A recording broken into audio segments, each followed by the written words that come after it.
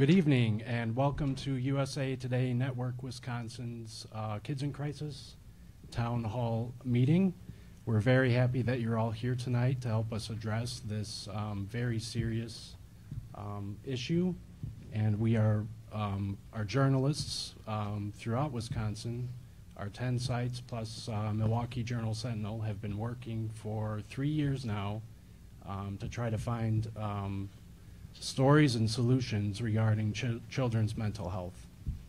And so we're in the third year of that effort, and the effort, as you can see, is extending beyond our printed pages and our digital sites to town halls like this.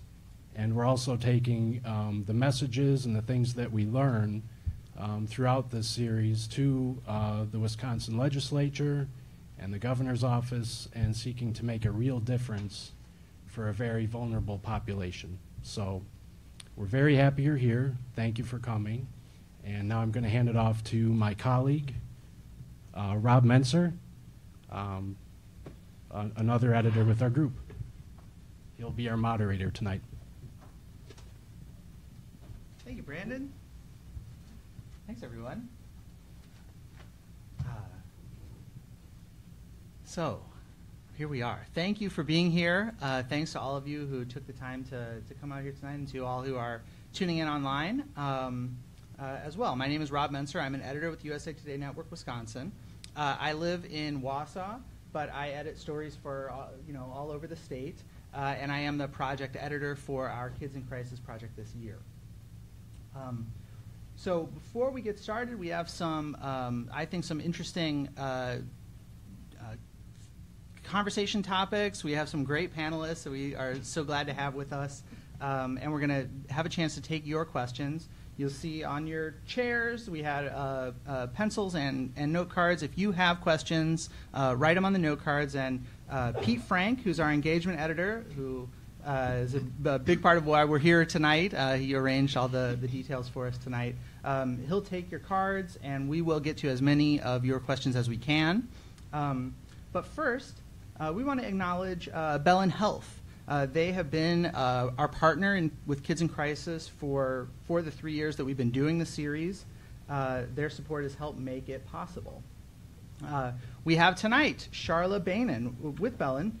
She's the head of the psychiatric facility, and she's here to say a few words. Thank you, Charla.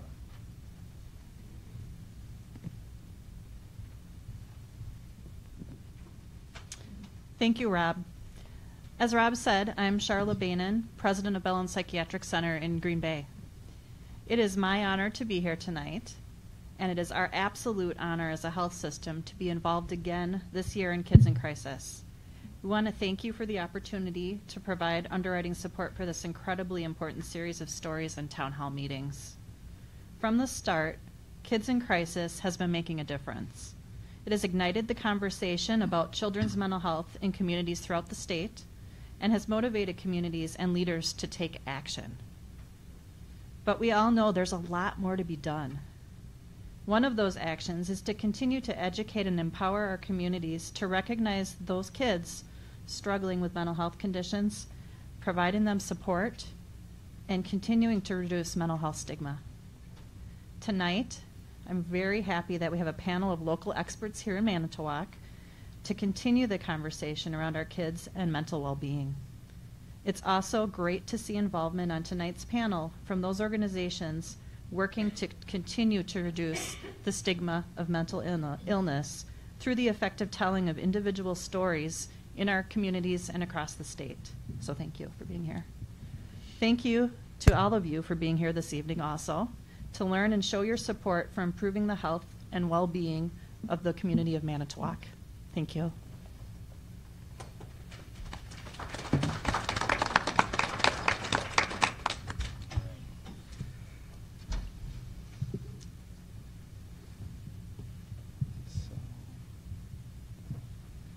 So this is our third year, as we've said, of reporting on youth mental health, and I think I can say that when we launched the series, we didn't imagine that we would be here 3 years later still speaking about this issue. We have seen real progress on the issue. There's no doubt about it. That can be measured in terms of programs that exist. State funding for youth mental health has been increased. And there's a sense in the community that this is an issue that we need to take action on. Youth mental health also, I mean, we talk a lot about stigma around mental illness, and that means that this is an issue that we can take action on simply by talking about it. The act of talking about it is a way of addressing one of the issues, which is that people are afraid, ashamed to discuss mental health issues. We know that, on the other hand, we know that there's been progress, but we know that we wouldn't be here today if there weren't still more that needs to be done. We know that too many families, too many communities around the state still deal with the tragic consequences of youth suicide. We certainly do still have a reason to be here. I myself did not start Kids in Crisis, though Rory Linane, the lead reporter on the project, and Jim Fitzhenry, the editor, who's my boss, are here tonight. I have had a role in editing on the series since the very first story, and one of the things that I think has been striking to all of us who've worked on these stories is the way that young people themselves have been and are being leaders on the issue in their communities, in their schools, with organizations. And in these weeks since the school shooting in Parkland, Florida, I think we've all seen how powerful the voices of young people can be when they're on a mission. And this is our goal with Kids in Crisis. It's one of the goals of this event. We want to hear from the mental health professionals, others who work directly on these issues. But we also want to make sure with our project, with our reporting, and with our events this year that we're listening to the voices of young people. So thanks again to everyone for caring enough to be here. Now, that's quite enough for me. I would like to ask our panelists to introduce themselves. Dr. Reed. Yeah, absolutely. First of all, thank you again to Bellin Health for sponsoring the event tonight, and for all of you for being here. It's so incredibly encouraging to see almost a packed room of people. So thank you, and thank you for having me. I am Dr. Sarah Reed, and I work with Rogers in Health, which is the advocacy and educational arm of Rogers Behavioral Health. Now, I am not a local organization. We're based out of Brown Deer near Milwaukee, but we do provide statewide training and programming efforts, and so I'd like to share a little bit about what those are with you tonight. But I want to say just more broadly, we're very, very fortunate at Rogers in Health to actually work as part of a broader statewide coalition called WISE, or the Wisconsin Initiative for Stigma Elimination, to bring about best practices related to stigma reduction, to really help young people on their journeys of recovery and to be able to tell their stories. A number of organizations with WISE are represented here tonight. That includes people such as, or organizations like NAMI, MHA, Wisconsin Family Ties, the Department of Public Instruction, and many, many others, as well as a lot of individuals who have lived experiences themselves and bring that perspective to bear on the programs that we develop and provide to the community. So just very, very briefly, I want to share with you a couple of programs that we do provide, and we will field training requests from here or other places if you are so interested. So first and foremost, we offer basic training on stigma related to mental health, and what we know about best practices of stigma elimination to help communities design programs for stigma elimination efforts in their schools, in their local organizations, and so on and so forth. We also provide the Honest, Open, Proud, or the HOP training, which is a small group program for young people that's designed to help them make smart, strategic, safe choices about what, when, and whom to share their stories of mental health or recovery with. And then we also provide a safe person training, and that's really designed to help adults be safe, supportive people for young people who have stories to tell. And if you're interested in the safe person training, you can look at our resources over there. We have decals called the Safe Person Decals. And that's just a way to indicate that you are one of those people who wants to be a supportive person for young people. And then our newest program that's being developed, we're really excited about. It's designed to increase the compassion resilience of educators and school support staff so that they can show up and be their best selves again for young people. And it helps not only with self-care and building your own self-compassion, but also helps to build supportive environments and relationships that are more conducive to well-being. Thank you. Hi, I'm Dr. Caroline Poirier. I'm a psychiatrist. I practice with Manitowoc County Human Service Department through their outpatient mental health program and CCS program. I see children, teenagers, and adults of all ages. But everybody who works with me knows I have a little bias towards kids and teenagers. So I'm excited to be here today. I'm grateful for the opportunity, and it's also nice to see everybody putting their minds and heart together to discuss this important topic. Thank you. Thank you. Hi, I'm Joanne Metzen. I'm the Director of Pupil Services for the Manitowoc Public School District. In my work, I oversee all of special education, our nurses, our school counselors, school psychologists, and more, including a special program that we have housed in the McKinley building called the Manitowoc County Comprehensive Program. Before being in this role as Director of Pupil Services, I was an elementary principal for 17 years, 13 of those at Jefferson Elementary School in town. I'm also the mother of 4 wonderful boys, and I can't help but say that when I introduce myself as well. So thanks for having me. Hello, I'm Brian Moongarden. I'm from Holy Family Memorial Behavioral Health, and we have a wide range of services for children and adolescents. We have a child and adolescent psychiatrist, Dr. Milan Kohler. We also have a nurse practitioner, Glenda McConnell. She's located at our Lakefront Clinic. And where also our one psychologist that works with children is there, and Dr. Cameron Getz. We also have 4 therapists that will work with, master's level therapists that will work with children. And to give you an idea of the number of children, I did look at earlier today, is in the last 6 months we've had 1,510 visits with children. And so we do see a substantial number of children in our clinic. And we also provide counseling at the Manitowoc County Comprehensive Program. And Dr. Getz and with Rachel Fruin, they provide the services there on a weekly basis. They do group therapy with those children there. So thank you for having me tonight. Thank you. Hi, my name is Jennifer Schmoltz. I'm the Executive Director of Painting Pathways Clubhouse here in town.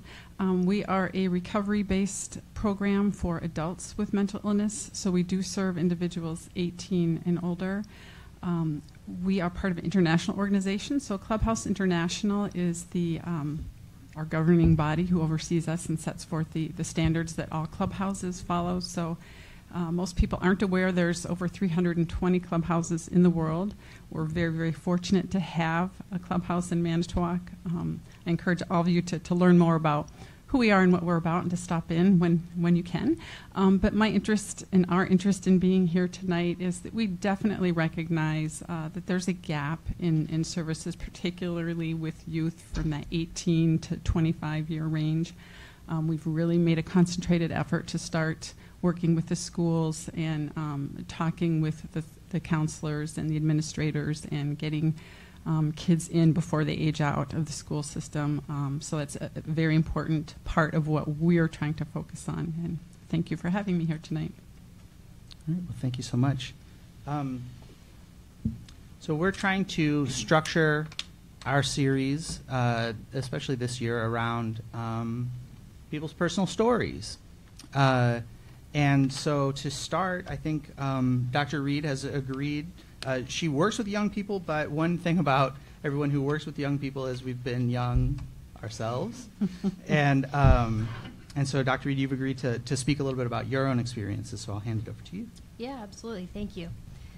So I think one thing that the Kids in Crisis series has really helped shed light on are the realities of living with mental health challenges, and has really been a fabulous means of providing platforms for people to share their stories.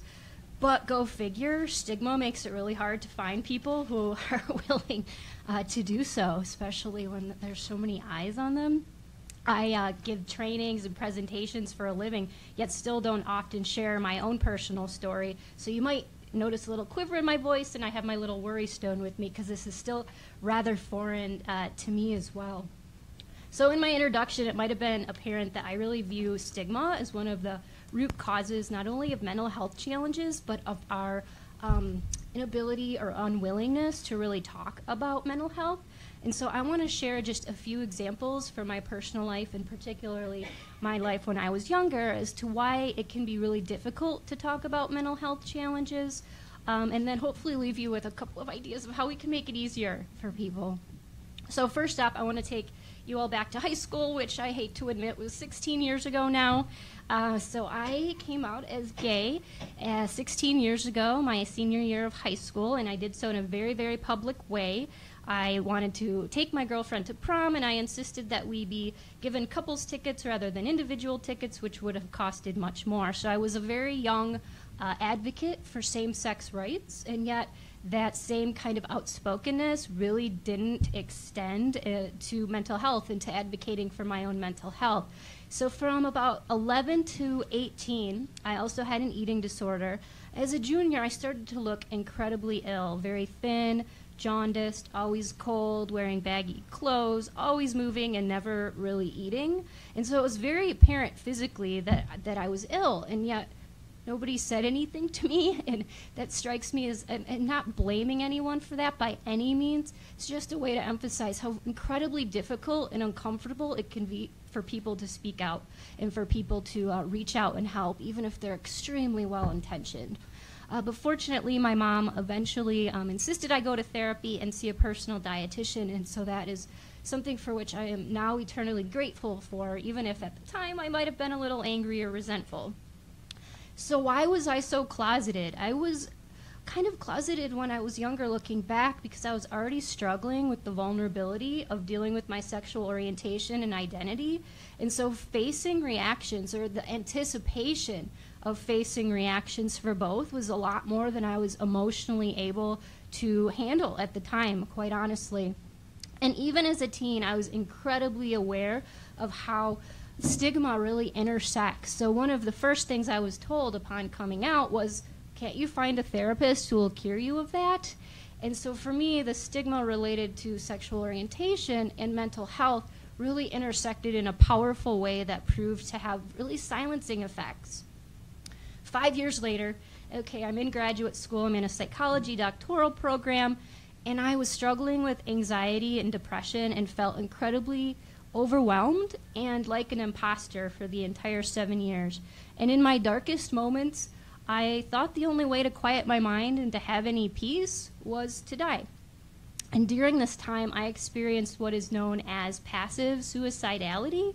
And this is where you have a desire to die, or you don't really want to live, but you don't actually have a plan for taking your own life.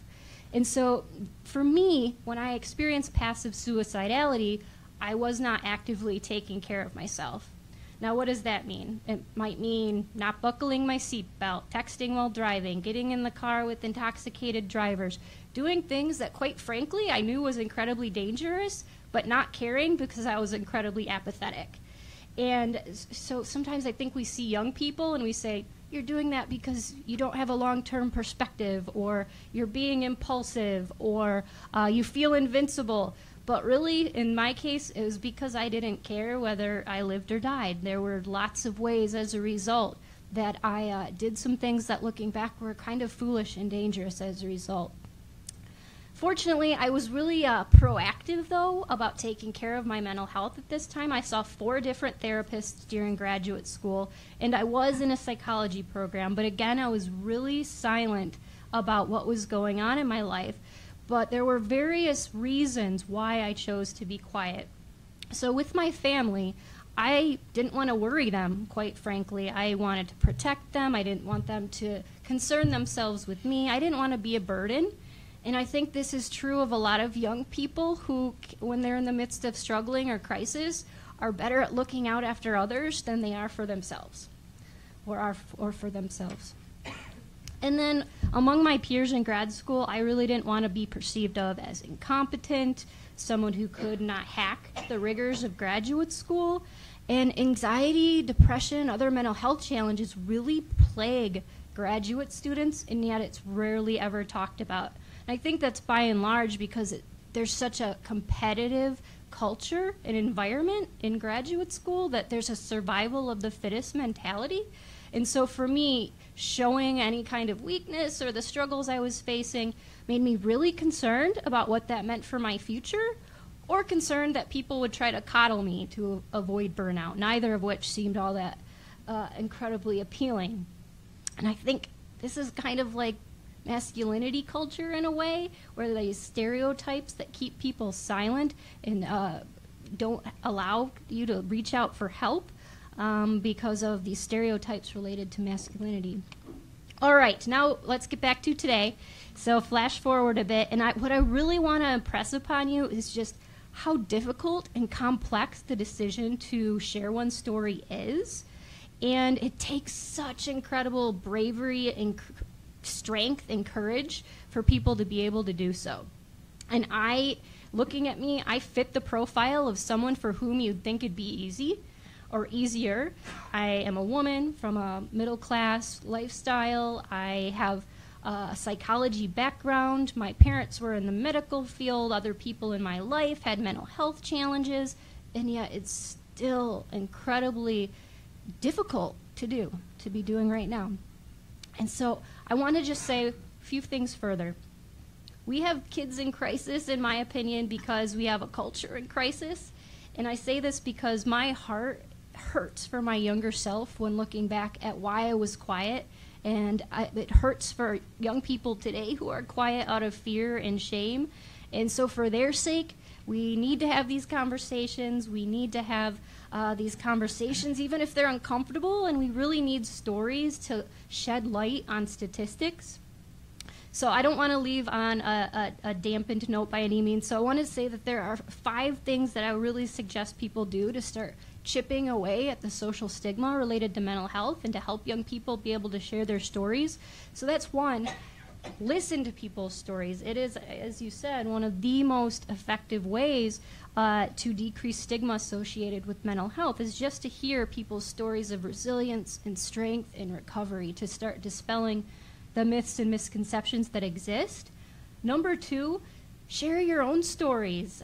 Half of all people approximately will have mental health challenges over the course of their lives, so consider opportunities to share yours, or even just to say, wow, mental illness or mental health challenges have touched my life in some way, because you really do have the power to help change someone's lives just by opening that door. Number 3, lime green is the color of mental health awareness, so wear it, and if asked about it, be prepared to speak up. We have some lime green bandanas over there. They are really hard to miss, so that's a means in which to do so.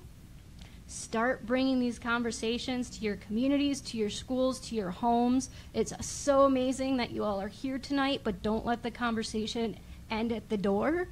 And then lastly, to help make this process a little easier on young people, those decals are a really amazing way in which to show that your support for people, to show you're a supportive person that they can come to if they want to say something. So thank you once again for having me here and for listening. I'm so optimistic to see so many people here tonight, and hopeful that you'll be catalysts to really decreasing the stigma related to mental health. Thank you so much.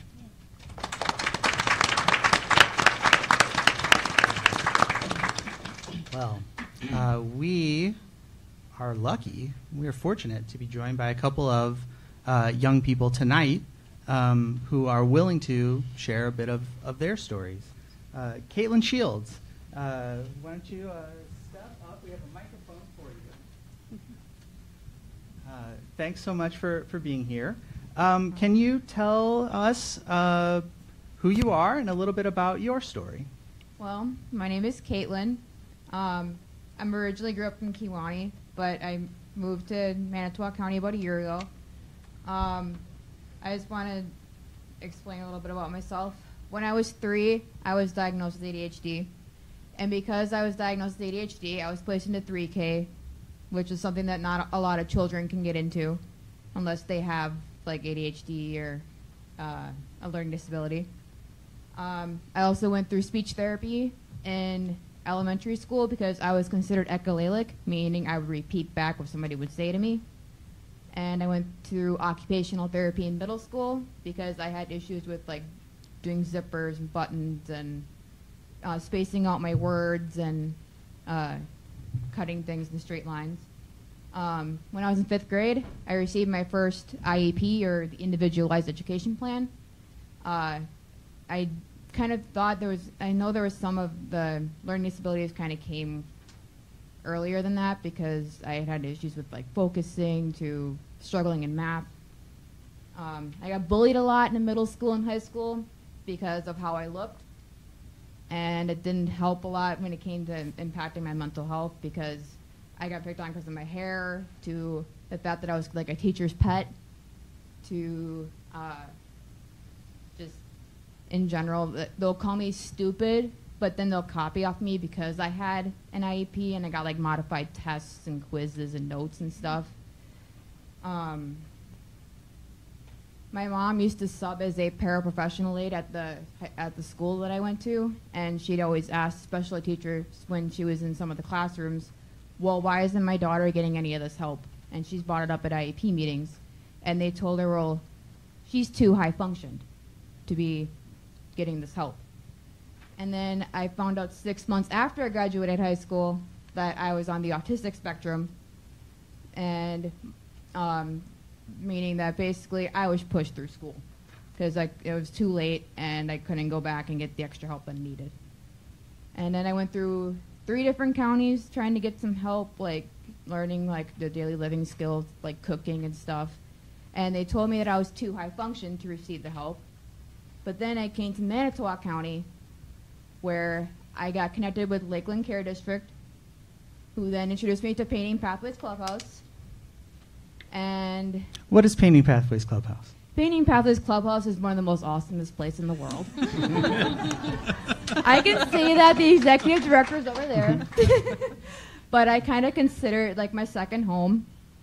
I go there and I can learn how to cook and do like office skills, like answering the phones, making outreach calls to members, and making someone's day go brighter. And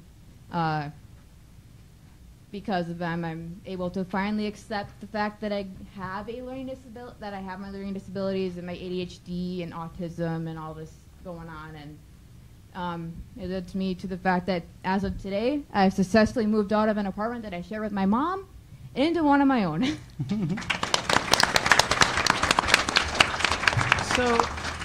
So, you know, as you tell your story, a big part of your story was finding the right help or the right community for you.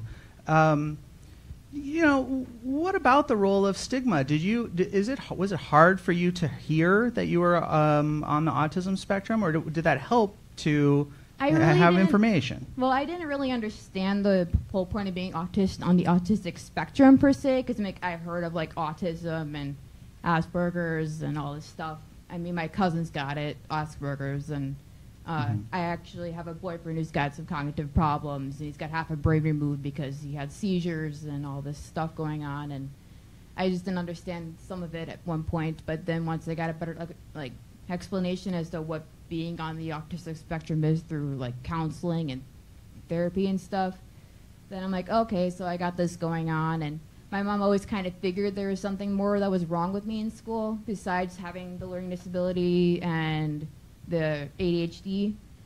But whenever I got tested, it didn't come back as anything else besides the fact that I got the learning disability and all this stuff. And otherwise, once I got a better understanding of it, then I was like, okay, because I thought like having autism was kind of a bad thing at first. But when I was in school, I didn't hang around with these kids, but there was a group of kids in special ed that had like Down syndrome, Asperger's, autism, and all this stuff. And I finally was like, okay, these people have all this going on, but they're still considered people. They're not normal we are challenged. Good. So, congratulations on your new place. Thanks. And thank you for coming here after moving literally all day. She was Yeah. telling. She's been moving boxes and stuff. So, can you say just a little bit about, sort of where you are today and where, you're a recent graduate. Well, I graduated back in 2013.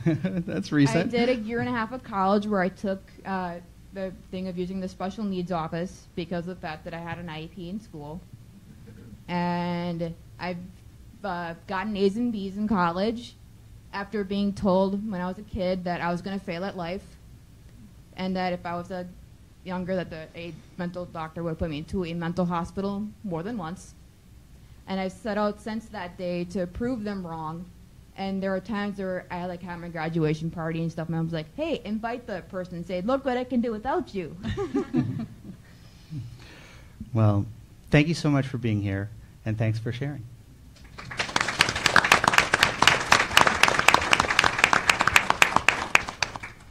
All right. Thank you, Caitlin. Kim Southwell is a high school senior now. She's soon to graduate, and she's agreed to speak as well. Thank you, Kim. Thanks for being here. Well, thank you.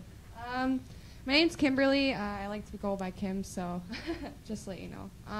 I thought I had it wrong, but it's all right. Oh, Kim's no, okay. no, it's okay. It's okay. I just prefer Kim. Growing up, I was sexually and physically abused, and that's really where my story starts.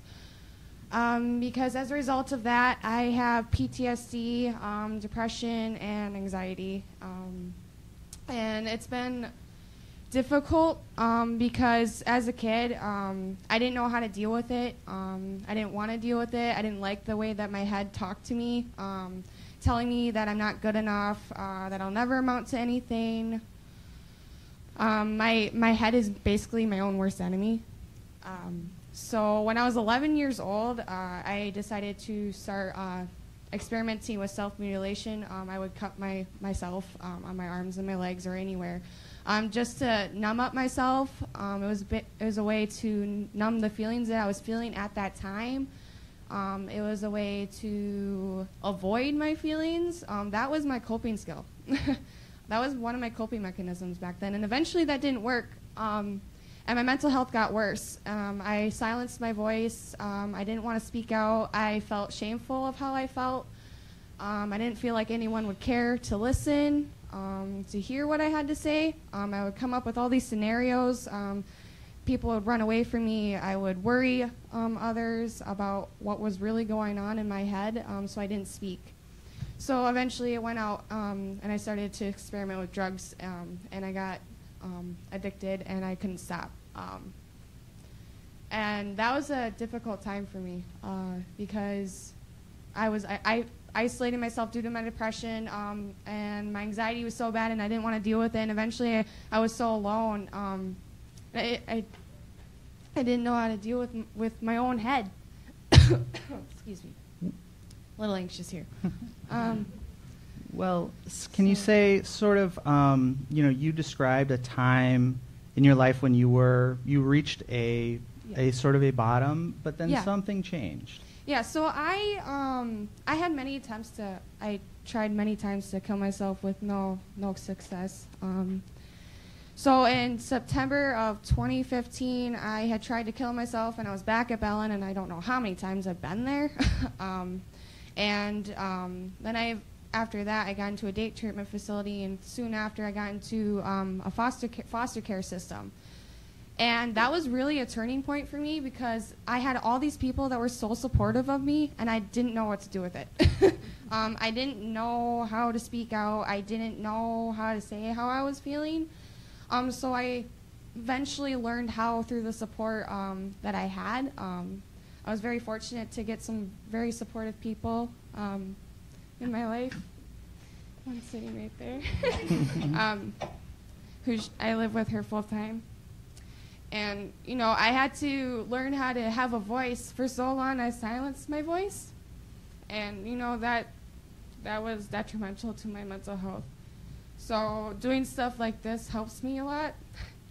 even though it's uncomfortable, it's not fun for me. It helps me get through my own stuff, because if I silence my voice and I don't speak out and I don't ask for help, then I don't get the help that I need, and I'll be back where I am, and I don't want to be back there again. Sure. How are you doing in school? I'm doing way better than what I was. I'm valedictorian now. I knew that. I knew that. That means I'm top of my class, which I didn't think I'd be where I am. So I'm pretty nervous because I have to speak at graduation in May. So Sure. We'll see how that goes. I'm pretty excited though. And what's after graduation for you? After graduation, I will be doing adult apprenticeship. Right now, I'm in youth apprenticeship, doing industrial maintenance. Reason being, I like that job a lot because I work with my hands, and that's very meditative to me. It gets my mind to still for once, you know. So I work with my hands a lot. So I want to continue that. So the place that I work for has agreed to have me for another 5 years. And I'll be doing college at LTC and continuing that career. Great. Well, Kim, thank you so much. Thank you.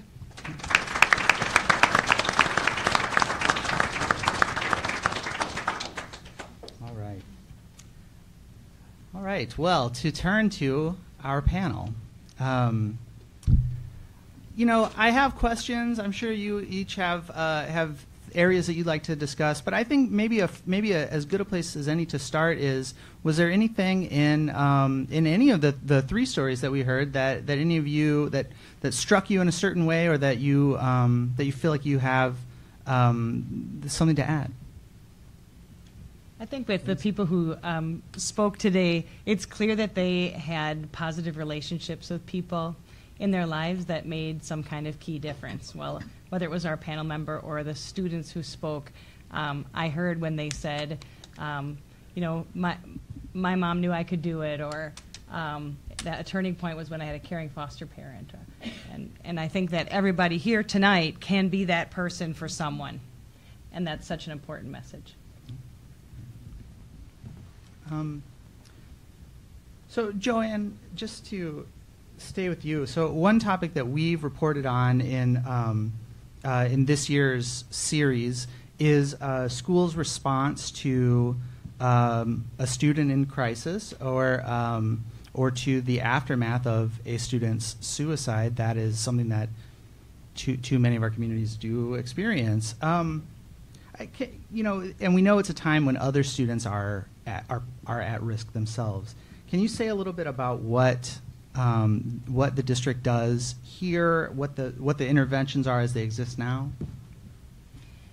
I think I understand your question. I think you're asking about what kind of things we do for students so that we're not in that place, rather than you asking what happens after. Is that well, right? You know, both are an issue, but I think that's a great place to start. Please. Okay, sure, you bet.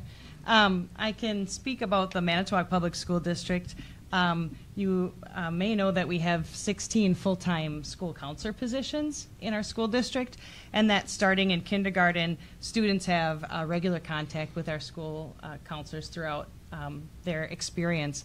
And I think the relationships that people have with their teachers, with school counselors and things, are all a part of the big picture of how we make sure that students have the social-emotional health in place, and the strategies in place to try to make great decisions. In addition, in our school district, we have, for the first year ever, a mental wellness coordinator who works with us full-time. Some of you, I see a lot of familiar faces in the audience, so I bet a lot of you know Michael Morgan. He's the individual who works full-time for our school district on the topic of mental wellness. His role is to educate 100% of our staff members, so from our teaching staff, custodial staff, our paraprofessionals, secretarial staff, anyone who would come in contact with children. He has a strong role in professional development for all of those individuals.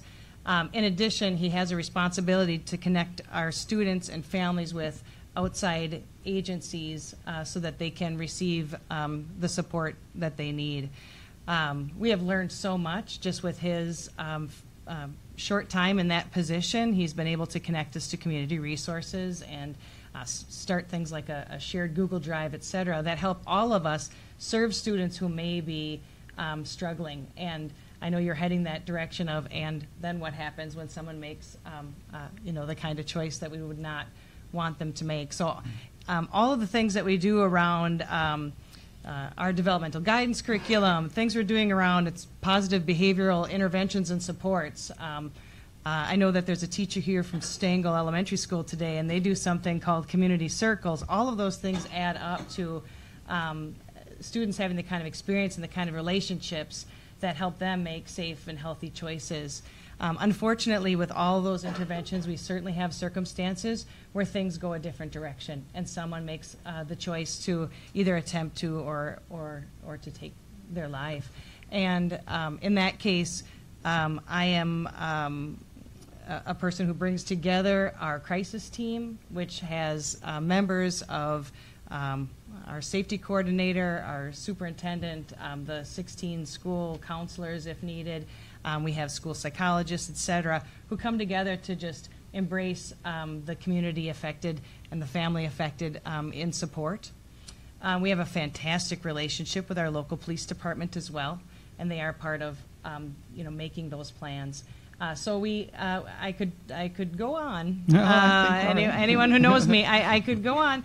But I think each situation is different, of course. We want to be sure that we're all about supporting the appropriate individuals, and of course having a great communication and great support for anyone who would be affected, whether they know the individual or it's an instance that touches them somehow, and they are going to have an outpouring of emotion that's going to require some support as well. Absolutely. Okay. I wonder if we have any audience questions. If you might pass yours to Pete Frank.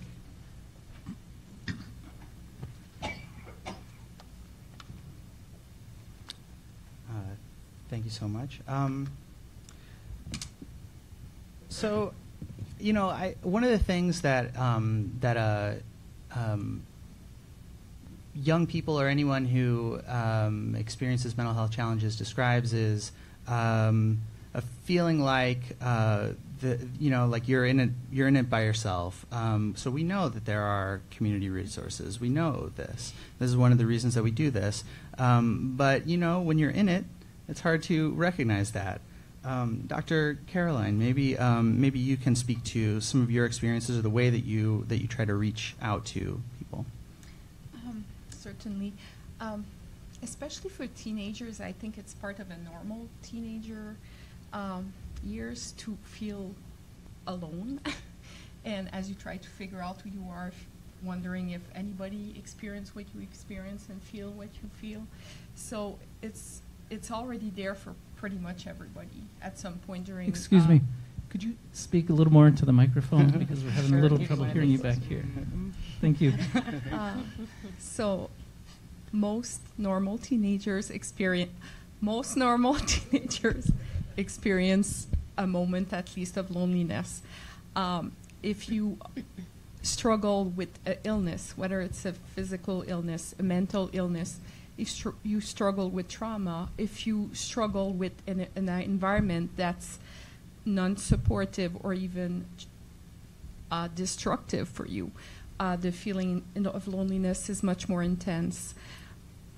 When the testimony came up, there's two things that strike me. One is the mention of I looked sick and nobody reached out to me. And that struck me because a lot of my patients did say that to me. Sometimes even adult people who say, I was abused and I had bruises and nobody asked me questions. People who are 50 or 30 years old will say things to me. So reaching out to someone who appears in distress is a way to break loneliness. The other thing is that when you feel lonely and when you feel different, it's really hard to reach out. And the first time you do, I'm going to bet most people don't reach out to a mental health professional. They reach out to someone who appears, I'm trying to find a word, who appears approachable and kind and trustworthy. And it might be anybody in the community, and it might be their best friend, and it might be a neighbor. It might be anybody, basically. And And either for the person reaching out or the person being reached to, there's a few things to know so that one time when a youth reach out, it doesn't fall flat and they don't close up until 20 years later. And it is that if someone reaches out to you, or if you're going to reach out to someone, listen what they have to say. It doesn't matter at all if you don't know what to say back. That's really not important. What's important is just listen to what the person has to tell you. The second thing is not be judgmental. Just believe them, that what they're saying to you is the true reflection of what they're going through. And don't judge them, and tell them you believe them and you care. And then tell them, I'm going to help you get help. That's all you need to say. And then the person who was reached out to or did the reaching out can just be a stepping stone, a transition person, because that person is not in difficulty. And even as a teenager friend would be able to say, I'm going to go ask the school counselor how you can get help, and so on. So that would be the one thing I would say about loneliness. Great. If Thank that's you. helpful. Please. May I do a little experiment? It won't take long. Yeah, please. You all need to take part, we're though. better, yeah. So I've done this a few times with young people about trying to normalize just how prevalent mental health challenges are. And granted, you all are not all young people, and it's a very self-selected group, but hopefully it'll still get the point across. So I'd like you just to stand up if you know a young person that is struggling with substance abuse. It's alcohol or drug use of some kind. And stay standing if you would. Already the good majority of you. Now stand if you know a young person. We'll go with under 21 who's struggling with a mental health challenge of some kind, whether it's diagnosed or not. Keep standing. Stand on your chair. You can raise 2 hands. Okay, now again, you all are a self-selected bunch, but when I've done this in high schools, it's amazing how many jaws drop, how many eyes bulge, how they look around, and they say, oh, you too. Now, understandably, I ask about knowing someone, not do you have a mental health challenge or substance use problem, but it's just a really powerful visual way to get you to see how common knowing someone is, and then again, how we can be effective in helping people as well. So you've all been fabulous. Thank you. You can sit down now.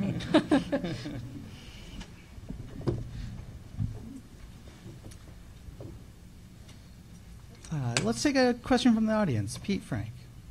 All right, we have a question. What can we as parents do to help our children promote good mental health, good coping skills, and help prevent teen suicides?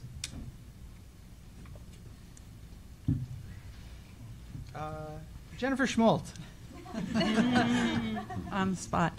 I think, having these conversations, education, talking about mental health, not being ashamed to talk about it. It's mental wellness is so important. So those early conversations, the stigma reduction, like you've alluded to, at Clubhouse, a lot of what goes on there is peer support. So early intervention, connecting people with mentors or with peer support, those are all important things I think that will help. Anyone else? Talk louder. To me, there's 2 very simple things. If as a parent you have a connection with your kid or your teenager, and they know that he can reach out to you, that makes all the difference, not just to prevent suicide, but to prevent any kind of problems. So that's something to keep in mind. So I have a question. I alluded earlier to the response to the school shooting in Florida. And we are in the midst of a conversation as a result of that and of those young people. We've seen a huge response to the students' call for new gun laws, but there's also a thing that we have seen in the response, which is a lot of criticism of those politicians who want to talk about mental health issues. This is a real thing, and to some extent, it is true. There are politicians who talk about youth mental health because it's a way to not talk about guns. That is true enough. But on the other hand, we wouldn't be here tonight if we didn't see youth mental health as a legitimate issue in itself. Are these two conversations in tension? Is it a false choice? What have you been thinking in recent in these recent weeks as these conversations have been going on? Brian Boomgarden, we'll start with you. Yeah, I tend to believe that it is kind of a false choice. It's not one or the other. And one of the things is that I get concerned that probably this audience is not so much thinking this, but in terms of the general community and what people think is that, gee, if somebody has a mental health issue, they're going to go shoot up a school. They're going to hurt other people. And when in fact what we know is that having a mental illness, you're more likely to get hurt in some way or another and be the victim of violence. So the thing is that I really get concerned. When we're talking about stigma, and it really is a concern that the general public thinks that if you have a mental illness, you're going to hurt other people, and it's just wrong. That's very interesting. Anyone else have a thought on it?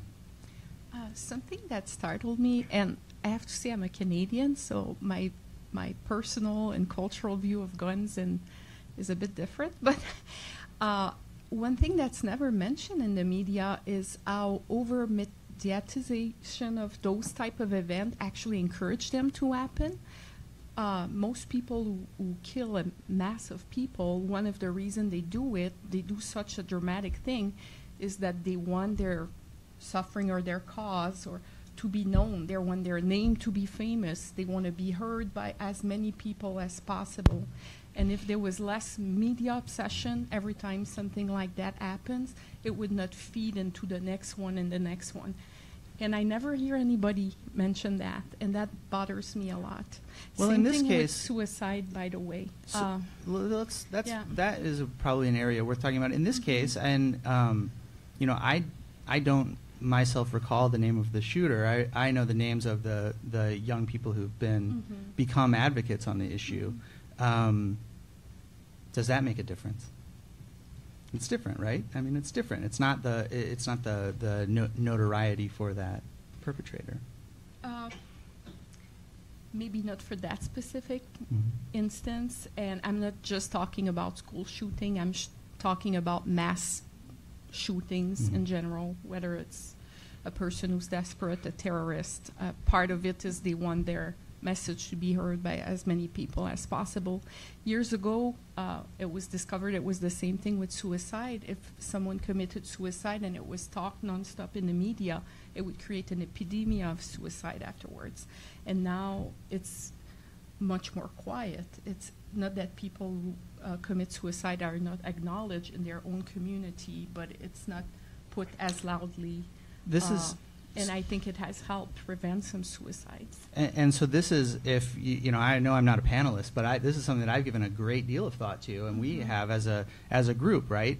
It might be interesting for people to know the way that we think about that very issue, which is, for one thing, we follow the National Alliance of Mental Illnesses guidelines, media guidelines for reporting on suicides, and there are some specific guidelines about how we report on suicide, when we do and when we don't.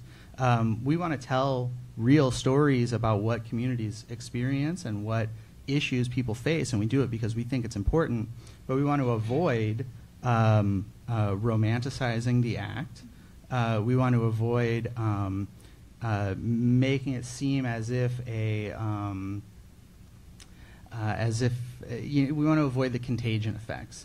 And so it's something that every single time we write about the issue, we check our writing against those mental health guidelines that are provided by professionals, and we make sure that what we're writing is something that can address the issue in a real way, but in a responsible way as well. Oh, that's great to hear. But I don't know if there are similar guidelines for school shootings. I'm just wondering. I have no idea about that. This being said, I'm not against the media. I actually strongly believe that knowledge and education is probably one of the strongest way to prevent stigma and help people with mental health issue getting the help they need. So I just... Sure, no. Yeah. I think it's something that we take very seriously. I'm glad to talk about it. Another audience question. Yes, we have a couple questions about schools. And since all the panelists work with young people, it doesn't have to be Joanne answering every single question on this. I mean, I'm sure she's quite capable. Yes.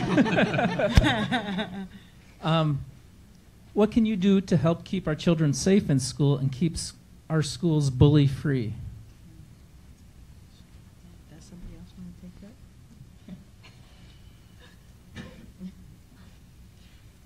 So, no one's giving me eye contact. So I'm going to Joanne, can you take this one, please?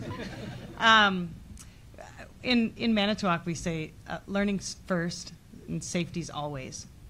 And we take safety very, very seriously in Manitowoc. And there are many ways that we keep people safe. It's about educating our children about what to do. It's about procedures we have in place. Without wanting to repeat myself, certainly our work with developmental guidance curriculums around teaching people about bullies and bystanders and reporters and what they need to do in those circumstances. Programs like peer mediation, where students are trained to work with other students to work through issues are part of the solution. And great communication and relationships with teachers and others so that when somebody needs to report that something's happening to them, that they have someone to go to and a means to do it. So that those issues can be taken very seriously and addressed very directly as well. There's a lot of kind of safety in schools. I find myself while I'm answering this thinking about your emotional safety as well as your physical safety. The answer to this question could go a lot of directions, but all of those types of safety are very important and something that needs to be taken very seriously. Anyone else? Say something? Sure. I don't have the card. As somebody who also works in a school and as a community member, I think what you need to advocate for and what we need to come together for is fight for more assistance in schools with the mental health. The cost of mental health is ridiculous, and I'm not criticizing anybody up here, but if you have private insurance, they'll tell you you can only see somebody maybe 9 times a year. If you're on medical assistance, it's even harder. I have a young man living with me right now who has been receiving wonderful, wonderful care. He's making huge progress. They just told us his services are going to end because he's making progress. Only after 7 weeks. 7 weeks, the kid is not. So we are fighting, calling our congressmen, calling everybody we can.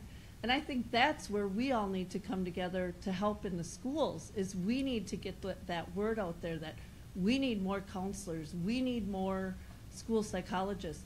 I know today I had 3 parents email me, can my son or daughter speak with your guidance counselor? I went to the guidance counselor, he said, Brenda, I don't know when I'm going to get them worked into my schedule. Maybe next week. You know, he has his own set schedule of things that he has to do.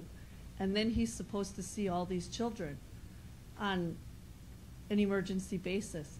That's where we need to start pushing, is getting it into the schools, where when a teacher sees a problem, we can get that referral, get that going, get that help, get those kids talking. You're saying, you know, go to a safe person to talk.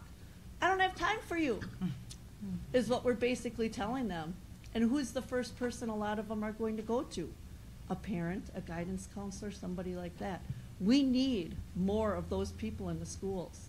And we need to fight for that. That's where it has to start. Well, thank you. Yes.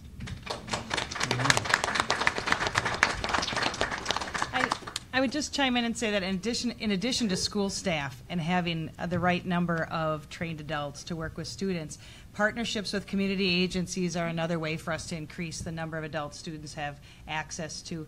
Brian and I have been working on a coordination that will bring some services directly to our junior highs from Holy Family Memorial Behavioral Health to the Manitowoc Public School District. We have another partnership funded through the United Way with Lutheran Social Services, where one of our elementary schools has a therapist on site, albeit 1 day a week, but one is better than none. And so we have that service, and boy, would we love to expand that service with agencies who would be interested in having the space in our public schools to serve the students who are right there, right then, and are that group of people who need the assistance. So. And you can't go to you, the public school right here, and demand it of you, because I understand completely that you're funding as well. You got to go hire people. You got to get out there and get that voice going. Call those congressmen, call those people, get that voice out there to help us get that funding. So it may interest folks to know we will. Part of our series is a Day of Action event in Madison on May 10th. If you have a certain kind of feeling about that you'd like our legislators to know on this issue, we'd love to see you there. May I add something? Please, yes. 2 points. When there's a bullying situation, there's a victim, and then there's the bully. And both kids or both teenagers need help. Often what I see is the kid who was bullied didn't get much help or was not listened to very much, and the kid who bullied got a consequence, a punition, a negative consequence, but necessarily help. And so that bothers me. The other thing I want to bring up, and I think it goes in the direction of what you're saying, is that treatment in mental health is very expensive and the access is very limited.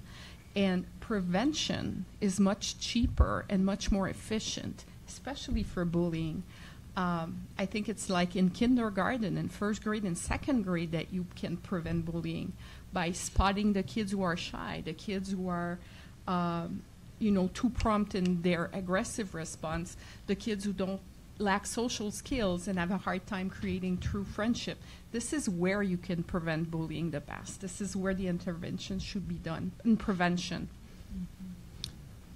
A couple of times people have mentioned that for some people who are experiencing a challenge, they want to open up to another, and we can be a safe person for that. For a lot of young people, social media is a place where it's the good and the bad, right? It can be a place where people are able to disclose, tell their stories, and have some control over that. It can also be the site of cyberbullying and things that exacerbate mental health challenges. Sarah Reed, you work on this directly, right? I mean, what is your experience, and how do you talk to young people about the role of social media in their lives and in their health? So part of the Honest, Open, Proud program is to really provide a decision-making framework for, is it a good idea for me to share my story or part of my story in particular settings in my life? So is it a good idea to talk to my parents or to talk to school staff or to share my story on social media? And we really try to emphasize a balanced perspective, that there's oftentimes both pros and cons to choosing to do so. And when I have the conversation with kids, they tend to jump right towards what are the benefits of sharing my story on social media. Go figure. And then I ask it of adults and facilitators of the program, and by and large, they notice that there are a lot of consequences potentially to sharing on social media. And so we emphasize both that there are pros and cons, and you need to determine whether it's right for you, given your reason for wanting to share your story. So if your reason for wanting to share your story of mental health struggles or recovery is that you want to be an advocate and you want to get your story out there and touch a lot of people all at once, then it makes sense to do so on social media. If your reason is to reach out to a select group of people who are like you, it can be easier, especially in small towns, to find those people online really strategically and to develop that kind of community. But if your reason is, I want to have control over my story, then maybe doing so online isn't the best idea for you in that particular instance. Interesting. Any others have any experience on? Do we have other audience questions? Yes. Again, this deals with schools. How does marginalization in school contribute to antisocial thinking in youth? And I think Dr. Poirier was sort of hinting at that with your answer before that, seeing the kids who isolate themselves at a young age. That's a big question.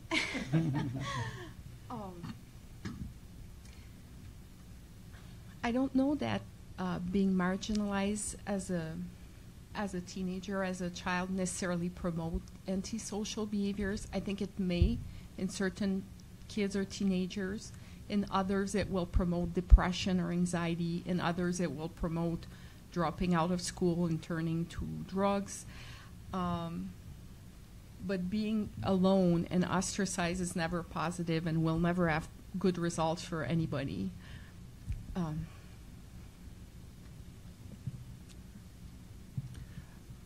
So I'd like to change gears for a second. This is a topic that we've reported on this month, and it's not necessarily something that is an obvious as a youth mental health issue, but at least I've been convinced that it really is. And it is the issue of school start times. I have a video.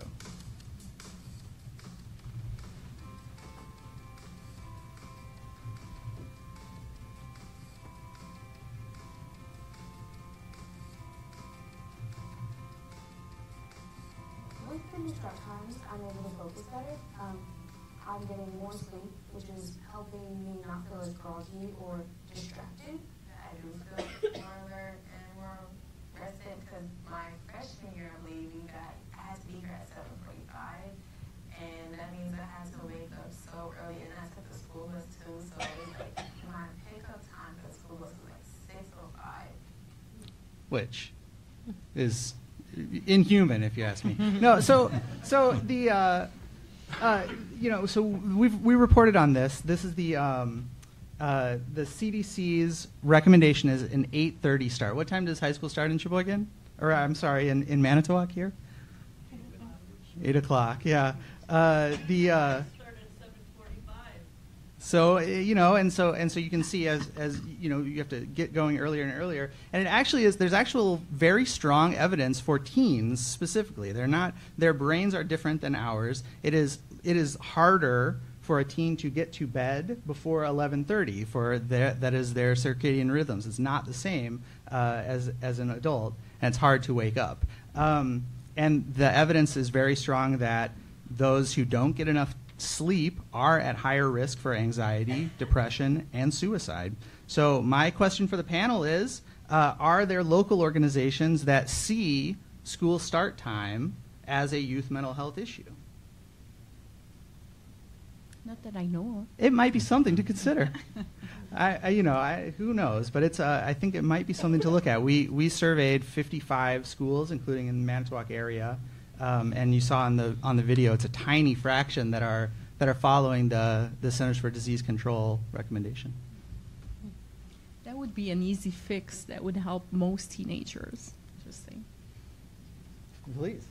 I just have a comment. So McKinley starts at like 9 o'clock in the morning, and I love that because at Wilson, I believe it started at 7:45 when I went there, and it was so hard to get up in the morning. And when I started school at McKinley, it was different because there's 60 students and it's smaller.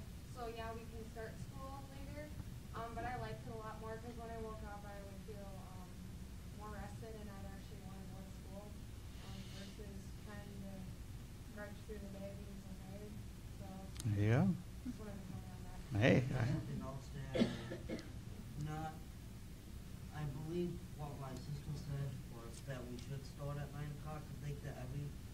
will Manitowoc to start tonight, but do not make it to Will. It goes to Tony like 4 or 5 times. Oh yeah. Well, it's complicated. Look, it's the logistics. The logistics are complicated without a doubt. But it's an interesting issue. I felt like I learned a lot about it from our reporting. Do we have any more? Yes.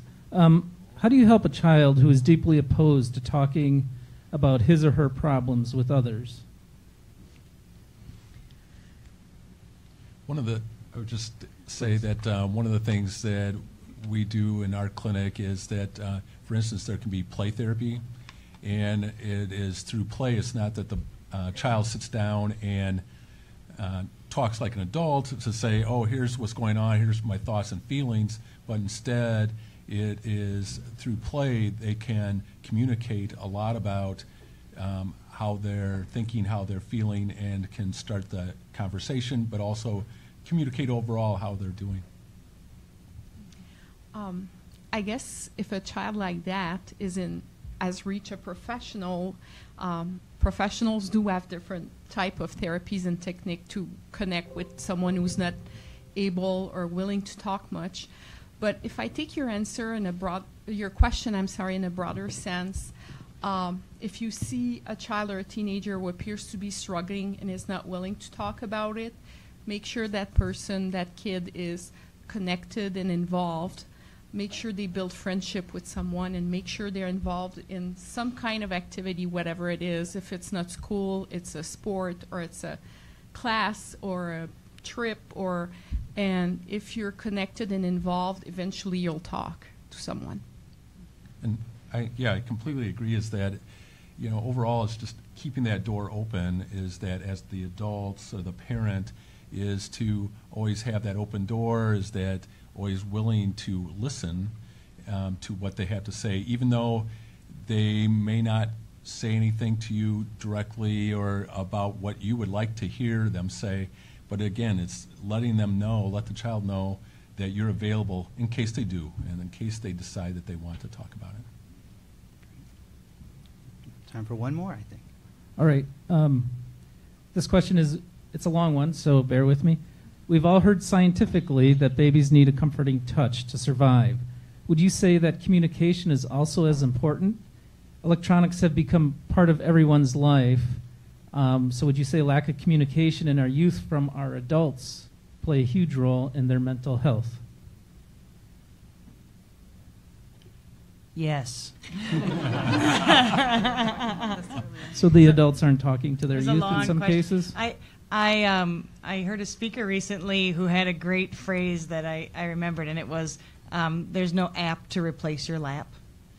And they were talking about how even babies are being handed tablets to watch stories and hear the recorded story rather than having the human voice speak with them and have the closeness that you have when you have to get near someone to look at a picture book.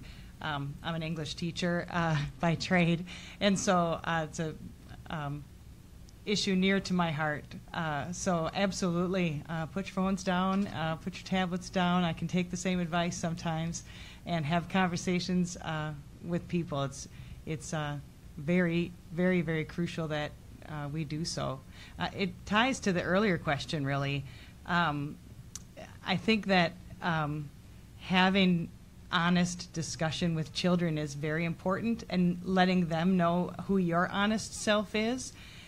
If you grow up believing that bills are magically paid and that the adults in your lives are sleeping well and mentally well all the time, and that's the facade that a family is presenting to their children, the child is likely to be less apt to admit that they're having some kind of issue.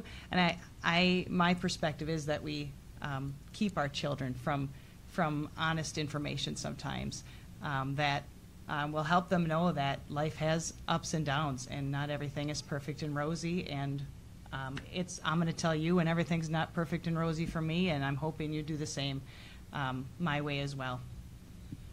I agree. Helping kids develop those coping skills, being realistic about what life is, the ups and downs. And we were actually having this conversation at the clubhouse today how many people anymore in the busyness of life, not only putting down the electronics, but how many families have dinner together and have conversation without distractions of TV, or have the time to do that, or make that a priority. So making that time a priority for those conversations and those connections. I have a 6-year-old son, and so when my son was born, I was terrified, as you know, one is, and I read that one of the greatest things you can do is to talk to your baby, and that the great correlation is between the literal number of words that they hear in their first 4 years, not the number of different words, the number of sort of conversations. And I thought, well, I might be terrible at all kinds of this parenting stuff is really hard, but I know I can do that. I can definitely talk words. And so that's easy. I'll share another just real quick personal story. My son, we brought him home when he was 3 months. He was 13 weeks old when we brought him home. The first 3 weeks of his life in foster care, he was never, ever held. The next 2 weeks, he was held somewhat because he was a fussy baby. The third foster home that got him at 5 weeks held him constant because they could tell already he was a rigid baby from not being held. 5 weeks not being held already caused this baby who, when I wanted to hold him, I had to turn him out. He would not turn into me. It took us until he was 9 months old to get him to put his head on our chest. 5 weeks, that's all it took. Talk to those babies, put those phones down. When you see somebody in public who's not holding their baby, who that baby's in that car seat, tell them, pick up that baby, hold that baby, love that baby. We were lucky we got him when we did, and we didn't have to put up with any other rad symptoms or anything like that. By 9 months, we had him that he wasn't a rigid baby. 5 weeks is all it took. There's so many studies about communication and child development that itself could be the topic of a town meeting. And one of the stories that I hear is a child is walking with their parent and sees geese that are flying in a V, and one child says, "Look, there's geese," and the answer is, "Hurry up, we're late," and you're in the car. And what the reaction could be, what is the learning opportunity? Where are the geese flying? Why are they in a V? What do you hear? What does it sound like to you? What does it remind you of? There's all kinds of conversations that can be had, and a lot of the studies are around poverty and the number of words that children hear who are growing up in poverty versus not. So it just really applies about communication and how we're speaking to people. I try to avoid just telling people to Google it. Talk about it. And what do you know already? What can you get to? Mm-hmm. Well, I think that is all the questions that we have time for. Thank you, everyone, for being here. I have a couple more things I want to share with all of you. Before we go, so there is a project that we are working on that we're very excited about, and I want to share. It is we're launching a podcast as part of our series this year. It is called This Is Normal, and I don't know if you're podcast listeners, but if you are, take out your phones right now. It's not rude. Take them out and subscribe. Press subscribe so that when we start to launch the episodes later this month, you'll be available. They'll come right to you. So we have a trailer to give you a sense of what we're doing with our podcast. This is Normal.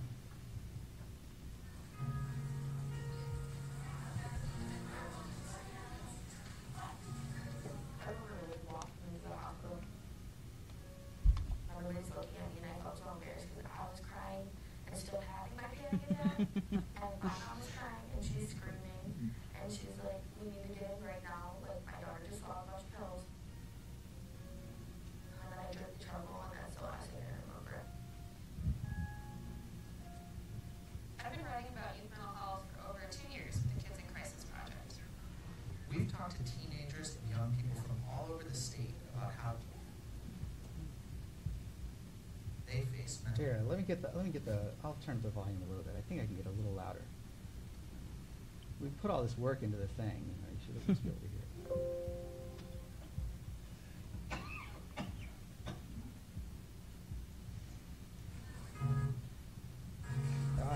I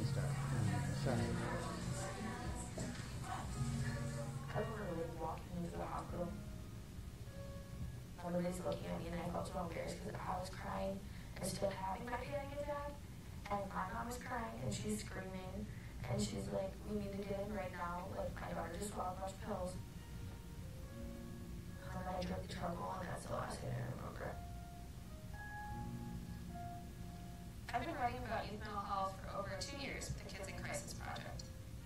We've talked to teenagers and young people from all over the state about how they face mental health challenges and how they made it through them. With this podcast, we want to bring their voices directly through your speakers.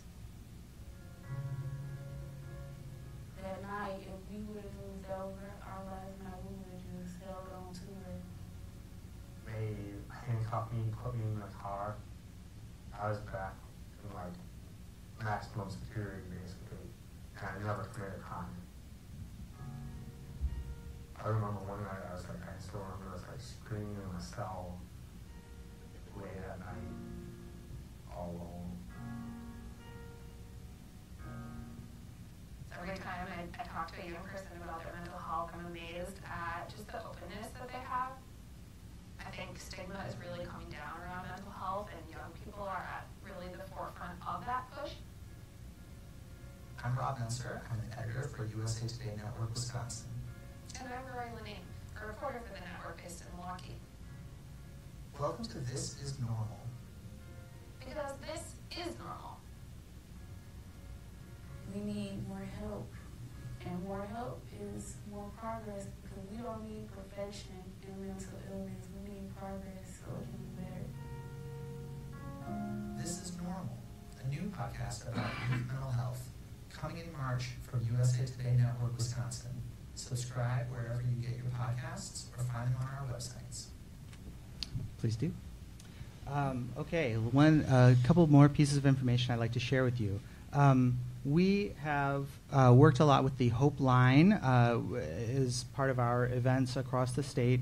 This is a text service for those who are in crisis. So please, if someone that you know needs help, if you need help, you can text 741-741 for help. You can text Hope Line. We also have materials from Hope Line available here, as well as there are a bunch of informational materials. If you haven't taken it, please do, from the tables there and some in the back as well. There's a lot of useful information, so I'd encourage you to stick around afterwards, connect with folks, and get the information. If you have some time and would like to share some of your own thoughts about these issues or your reactions to this event, Alyssa Schaefer with the Herald Times is here in the back, and she'll be writing about tonight's event. So you can speak with her, and our video team will be speaking with those. If you want to share on video, we'll post that as well. Please sign up for our newsletter. We have a sign-up sheet for our weekly newsletter that will send the latest links to our reporting and other interesting reporting on the topic once a week. It is worth your time. And I mentioned on May 10th, we'll be holding our Day of Action event in Madison at the Overture Center.